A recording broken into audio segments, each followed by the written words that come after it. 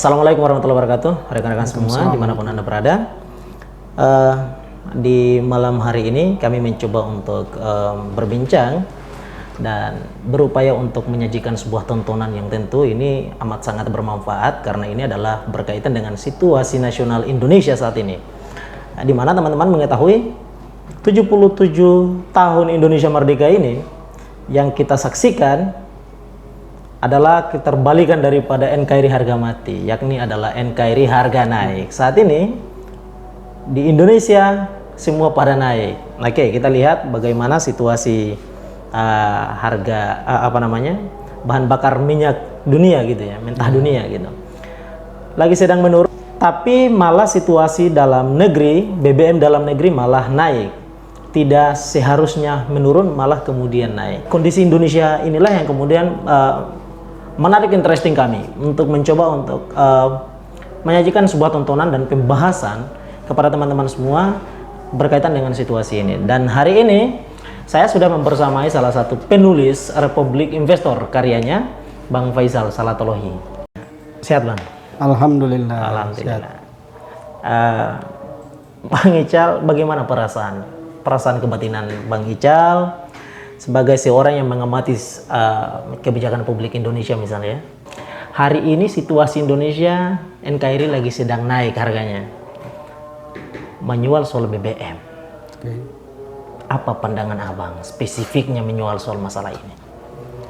Oke, yang pertama kalau dilihat kebijakan politik ekonomi pemerintah dalam konteks penyesuaian tarif BBM atau end user price itu sama sekali nggak mencerminkan, dalam keadaan sekarang memang kurang mencerminkan realisasi good governance. Kenapa saya sebut seperti itu? Karena pemerintah seperti tidak mengadopsi psikologis masyarakat, suasana kebatinan masyarakat yang secara historikal selama 2 bulan terakhir memang dipukul habis-habisan lewat pandemi COVID-19. Dan sekarang juga diperhadapkan dengan kenaikan harga BBM. Dan suasana masyarakat sekarang memang lagi dalam keadaan yang kesusahan. Ini bukan andaian saya, tapi ini merujuk kepada data yang dikeluarkan oleh BPS kemarin ya. BPS pada triwulan 1 itu, triwulan 2 menyatakan bahwa saat ini inflasi kita memang ideal, sehat, berada di angka 5%. Dan kalau merujuk kepada data Bank Indonesia, angka Bank Indonesia menyebut bahwa inflasi ideal itu bergerak antara posisi 4 sampai dengan 6%. Kalau di bawah 4 disebut sebagai deflasi, kalau di atas 6% disebut sebagai hyperinflation. Dan saat ini memang inflasi kita berada pada angka 4 sampai 6-5% ideal kan. Tapi itu inflasi umum. Kalau di sudut, di satu sisi inflasi pangan sama makanan itu sudah mencapai 11,5%. Dengan relasi ke kemiskinan itu 73-74%. Kenapa sampai bisa seperti itu? Karena pangan dan makanan itu menyerap sekitar 64 sampai dengan 65% dari total pendapatan masyarakat Indonesia tiap bulan. Bayangkan, 64 sampai 65% dari total pendapatan masyarakat tiap bulannya hanya dialokasikan untuk makan, pangan dan makanan. Betapa miskinnya kita. Hal itu sesungguhnya mengkonfirmasi bahwa masyarakat Indonesia sekarang memang sedang berada dalam keadaan yang susah. Seharusnya kalau menurut saya, berdasarkan historikal aktivitas ekonomi masyarakat yang memang sedang menurun, 2 tahun kemarin dipukul oleh pandemi COVID, seharusnya dalam situasi yang sekarang, di tengah perekonomian masyarakat yang pelan-pelan mulai menanjak, pemerintah harusnya mendukung, memberikan nafas, memberikan fasilitas alternatif kepada masyarakat untuk kemudian bisa meningkatkan daya tawar perekonomiannya mereka, bukan sebaliknya malah memukul mereka dengan kenaikan harga BBM. Kurang lebih selaras dengan tagline kemerdekaan 77 tahun gitu ya. Tagline yang dibuat oleh pemerintah kemarin menarik, tumbuh lebih cepat, bangkit lebih kuat. Itu seharusnya diaplikasikan, tapi ketika tagline itu selesai dibuat berapa hari pasca kemerdekaan kemarin, disambut dengan kenaikan harga BBM. Tanggal 3 September. Makanya kebijakan politik ekonomi pemerintah dalam konteks penyesuaian harga BBM sesuai dengan mekanisme pasar atau dinaikkan tadi, itu sama sekali nggak menjawab tumbuh lebih cepat dan bangkit lebih kuat. Malah sebaliknya. Kalau persoalan BBM sebagaimana hari ini yang kita saksikan dari 7.000 menjadi 10.000, dari 10.000 kemudian menjadi dari 12.000 dari 12.000 kemudian menjadi 14.000 untuk Pertamax misalnya ya. Abang melihatnya persoalannya berada pada apa gitu? Ya, Apakah lemahnya Pertamina ataukah apa gitu? Iya, yang pertama ada yang menyatakan bahwa pemerintah menyatakan bahwa kenaikan harga BBM itu perlu dilakukan untuk kemudian mensiasati over kuota.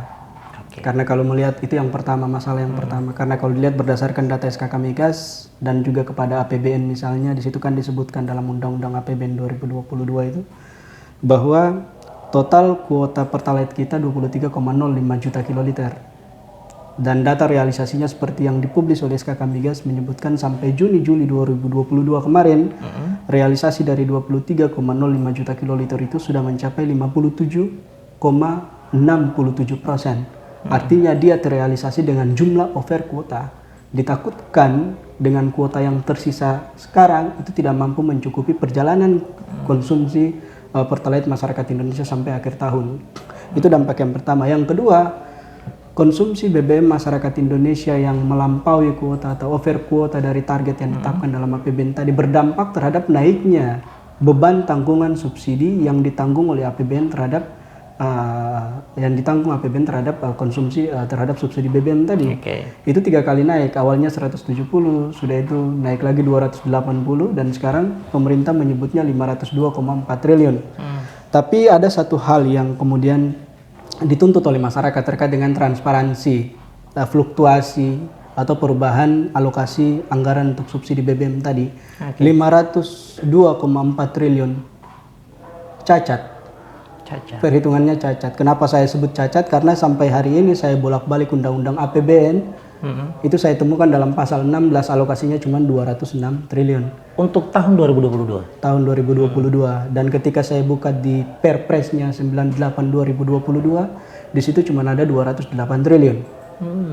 Yang jadi pertanyaan sekarang, terus 502,4 triliun angka yang disebutkan oleh Sri Mulyani dan Joko Widodo itu asalnya dari mana? Dia nggak punya kerangka yuridis karena yang ditetapkan dalam aturan perundang-undangan ya tadi saya sebutkan dalam Undang-Undang APBN pasal 16 silakan dibuka itu cuma 206 triliun. Sedangkan dalam lampiran 123 Perpres 98 2002 di situ cuma ada 208 triliun. Nah, pertanyaan masyarakat terkait dengan transparansi atas perhitungan biaya subsidi yang menurut pemerintah 502,4 triliun itu didesak oleh masyarakat. Perhitungan ini muncul dari mana? Karena merasa terdesak, pemerintah beralibi bahwa sisanya itu diambil dari dana cadangan ekonomi sebesar 306,16 triliun. Yang jadi pertanyaannya seperti ini, apakah boleh pemerintah secara sepihak mengutak-atik APBN, merealokasi anggaran dari satu pos ke pos yang lain secara sepihak tanpa ada persetujuan dari DPR? Subsidi BBM alokasi itu termasuk dalam bagian program kerja. Program kerja itu nggak bisa dieksekusi kalau nggak ada dasar yuridis dan fungsi anggaran. Yuridis dan anggaran itu kewenangan DPR. Seharusnya kalau pemerintah mau merealokasi dana cadangan ekonomi 306,16 triliun untuk menambah alokasi subsidi BBM, harus ada dong pembicaraan dengan DPR. Kalau memang pembicaraan itu ada dengan DPR Komisi 7, harusnya ada revisi Undang-Undang APBN. Tapi sampai sekarang proses revisi itu nggak terlihat. Artinya apa? Dalam kerangka hukum, proses realokasi anggaran dari satu pos ke pos yang lain, menurut saya ini cacat secara hukum. Dia menyalahi prinsip dasar secara yuridis terkait dengan manajemen akuntansi negara, sebagaimana yang diatur dalam Undang-Undang 1703 tentang keuangan negara. Makanya saya sebut 502,4 triliun benar menurut pemerintah. Tapi menurut saya itu anggaran siluman. Itu merupakan bentuk pelanggaran hukum yang serius dan memang harus diaudit oleh BPK. 502,4 triliun anggaran siluman menurut Bang Ical ya, karena tidak bisa dipertanggungjawabkan secara yuridis gitu ya. Yang terpampang dalam Undang-Undang APBN cuma 206 triliun. Nah, sisanya dari mana gitu ya? Dari dana cadangan ekonomi menurut pemerintah. Tapi tidak ada transparansi soal masalah kelebihan itu ya. Dan cacat hukum karena nggak melibatkan DPR. Jadi itulah yang kemudian disebut sebagai anggaran siluman. Ya. Baik. Dalam konteks ini siapa yang bertanggung jawab? Jokowi kah? Sri Mulyani atau ke siapa? Dua-duanya harus bertanggung jawab. Dua-duanya. DPR dan pemerintah harus bertanggung jawab. Tapi kan tadi DPRD tidak terlibat dalam soal masalah pembahasannya. Iya, itu harusnya menjadi bagian dari kewenangan DPR. DPR kan punya hak interpelasi, punya hak angket, dan yang paling ekstrim DPR punya hak impeachment. Dalam konteks ini, dalam tahap awal paling enggak DPR memanggil Menteri Keuangan dan Kementerian SDM untuk kemudian diinterpelasi, ditanya kenapa sampai bisa merealokasi anggaran dari satu pos yang lain untuk kemudian menambah anggaran subsidi BBM sampai pada batas 306,16 triliun. Tapi sampai hari ini DPR nggak memanggil Sri Mulyani dan juga Menteri SDM untuk kemudian menginterpelasi mereka terkait dengan hal itu. Kenapa sampai bisa seperti itu? Karena posisi DPR sekarang dalam konteks ketatanegaraan kita memang sudah terlanjur dilemahkan.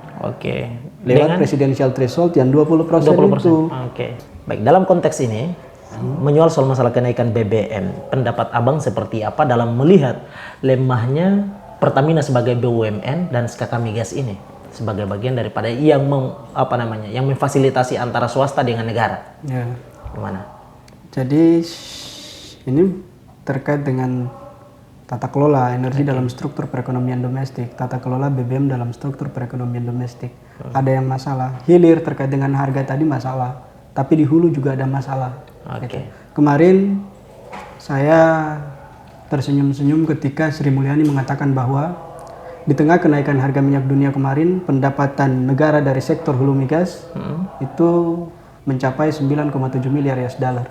Dan itu sudah mencapai 97% dari target yang ditetapkan dalam APBN. Artinya ini merupakan sebuah pembukuan yang baik bahwa di tengah kenaikan harga minyak dunia, pemerintah mampu menggenjot penerimaan dari posisi hulu migas gitu. Tapi di saat yang sama ketika saya melihat di satu sisi kinerja neraca perdagangan kita mulai dari transaksi berjalan itu surplus 3,9 miliar US dollar, dan surplusnya transaksi berjalan tadi itu merupakan kontribusi dari perdagangan non migas. Tapi di saat yang sama perdagangan neraca perdagangan migas itu defisit. Defisitnya berapa? 1,17 miliar US dollar. Artinya apa? Di sini ada situasi yang tidak balance antara penerimaan negara dari posisi hulu migas yang disebut 9,7 miliar US dollar tadi dengan defisit yang terjadi pada posisi neraca migas tadi. Yang jadi pertanyaan berikutnya, kenapa sampai dan neraca perdagangan migas itu defisitnya bukan baru triwulan ini saja. Itu udah defisit sejak tahun-tahun yang lalu, bahkan ini defisit yang paling parah sejak tahun 2010 kemarin. Yang jadi pertanyaan sekarang, kenapa sampai dalam konteks perdagangan migas kita, neraca perdagangan migas kita bisa defisit? Karena lebih banyak impor dibandingkan ekspor. Hal ini sesungguhnya menunjukkan betapa lemahnya ketahanan energi kita pada posisi migas. Dari dulu Indonesia itu udah mendeklarasikan diri sebagai negara net importer oil. Sekarang saya tanya, total kebutuhan kita berapa per hari? 1,5-1,6 juta barrel untuk crude dan oil. Dan saya tanya lagi sekarang, berapa total produksi minyak kita tiap harinya? Kalau dalam bahasa APBN itu 760 sampai dengan 780 ribu barrel. Tapi kenyataan realisasi di lapangan dia agak naik sedikit menjadi 831 ribu barrel. Itu data dari SKK Migas. Tapi 831 ribu barrel tadi tidak semuanya bisa kita gunakan untuk memenuhi permintaan minyak masyarakat dalam negeri. Karena masih ada bagian dari kontraktor swasta yang menanggung biaya produksi yang harus diserahkan ke mereka. Proses penyerahan bagi hasil ke kontraktor swasta yang turut menyediakan biaya produksi tadi, itu dibagi menjadi dua skema. Skema yang pertama bisa dilihat dalam dua skema. Skema yang pertama ada cost recovery. Skema yang kedua ada skema gross split. Cost recovery, kita ambil satu contoh cost recovery. Dalam aturan perundang-undangannya cost recovery, posisi pembagi hasil ke kontraktor swasta itu dia dapatnya 40%. Negara 60%. Sekarang tinggal kita kalkulasi saja 40% bagian swasta yang harus dilepaskan dari 831 ribu barrel berarti menyisakan berapa? 478 ribu barrel. 478 ribu barrel sisa minyak produksi kita nggak bisa langsung kita gunakan untuk memenuhi permintaan konsumsi domestik. Karena masih harus dilepaskan dengan 100,7 ribu barrel untuk keperluan ekspor dalam rangka mencari cadangan devisa. Maka tersisa 371 ribu barrel. Betapa lemahnya ketahanan kita ketika pada faktanya kita berhadapan dengan situasi sisa produksi minyak kita hanya 371 ribu barrel untuk memenuhi permintaan konsumsi masyarakat yang jumlahnya 1,5 sampai dengan 1,6 juta barrel per hari. 371.000 barrel digunakan untuk membayar kebutuhan konsumsi masyarakat Indonesia untuk crude dan oil 1,5 sampai dengan 1,6 juta barrel per hari. Betapa lemahnya ketahanan kita, means-nya besar sekali. Dan pada posisi means inilah yang kemudian menjadi penyebab defisit yang terjadi pada neraca perdagangan migas. Impor lebih besar dibanding ekspor. Karena satu-satunya strategi yang dipakai oleh pemerintah untuk mengatasi means tadi adalah dengan menggunakan impor. Pada posisi itu Indonesia mendeklarasikan diri menjadi net importer oil. Karena pada faktanya kita hanya mampu menyediakan 371.000 barrel untuk memenuhi permintaan konsumsi domestik yang jumlahnya 1,5 sampai dengan 1,6 juta barrel per hari. Artinya kita impornya tinggi sekali. Pada posisi impor ini Pertamina membeli dari spot market dengan harga global. Pertamina belinya di mana? Di Singapura, MOPS. Patokan harganya adalah MOPS, Main Outlet of Singapore. Dan MOPS ini harga yang terintegritas dengan sistem penentuan harga di WTI, West Texas Intermediate. Ketika harga minyak Indonesia ditentukan berdasarkan harga di WTI tadi West Texas Intermediate, sesungguhnya ini sangat tidak adil. Kenapa tidak adil? Karena harga itu sesungguhnya ditentukan berdasarkan kapasitas daya beli masyarakat Amerika Serikat yang diukur berdasarkan income per kapitanya itu hampir mencapai $40.000 per tahun. Sedangkan masyarakat Indonesia, tingkat pendapatan masyarakat Amerika Serikat yang menjadi dasar acuan bagi mereka untuk kemudian menentukan harga WTI tadi, itu dipaksakan untuk dibeli oleh masyarakat Indonesia yang tingkat pendapatannya per tahun untuk mencapai $4.000 saja terseok-seok. Ini makanya saya bilang ini hal yang sangat tidak adil.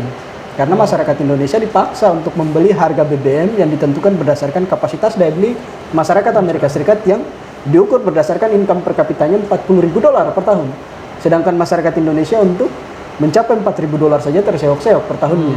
Makanya saya bilang kebijakan penentuan harga BBM yang didasarkan kepada mekanisme pasar atau bahasa lainnya adalah liberalisasi harga minyak pada sektor hilir end user price itu adalah kebijakan penentuan harga yang cenderung memiskinkan masyarakat.